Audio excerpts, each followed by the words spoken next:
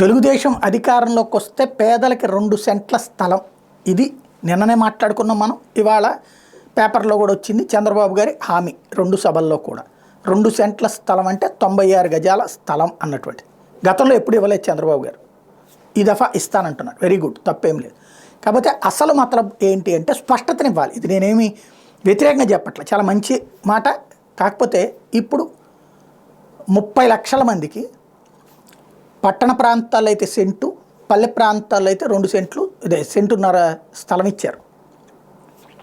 పట్టణ ప్రాంతాల్లో సెంటు, పల్లె ప్రాంతాల్లో సెంటున్నర స్థలం. ఇది కేంద్ర ప్రభుత్వ నిర్దేశాల మేరకు ఇచ్చారు.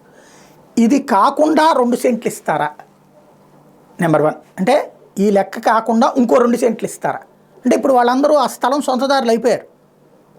వాళ్ళకే మళ్ళీ ఇవ్వాలంటే రచ్చరచ్చ అవుతుంది. ఎందుకంటే ఆ పక్కన వాళ్ళది పీకి ఇటు ఇవ్వడం అట్లా కుదరదు కదా. ఇవన్నీ రద్దు చేసేసి కొత్త ప్లేస్లో ఇస్తారా? ఇది ఒక ఆస్పెక్ట్. రెండవది, వీళ్ళకే మళ్ళీ ఇస్తారా? ఇప్పుడు ఆల్రెడీ సెంటున్నరలో ఇల్లు కట్టుకుంటున్న వాళ్ళు, సెంట్లో ఇల్లు కట్టుకుంటున్న వాళ్ళు ఉన్నారు కదా, వాళ్ళకి మళ్ళీ ఇస్తారా? పేదలంటే ఇప్పుడు వాళ్ళే కదా, ఆ 30 లక్షల మందే పేదలు. వీళ్ళు కానీ పేదలు ఎక్కడి నుంచి వస్తారు అర్జెంటుగా? వీళ్ళకే మళ్ళీ ఇస్తారా? ఇది ఉన్నా కూడా మళ్ళీ ఇస్తారా? లేకపోతే దీన్ని ఆపేసేసి ఇది క్యాన్సిల్ చేసేసి మళ్ళీ ఎక్కడో 2 సెంట్ల చొప్పున ఇస్తారా? అది పట్టణ పేదలకి పల్లె పేదలకి ఇద్దరికీ ఒకటేనా?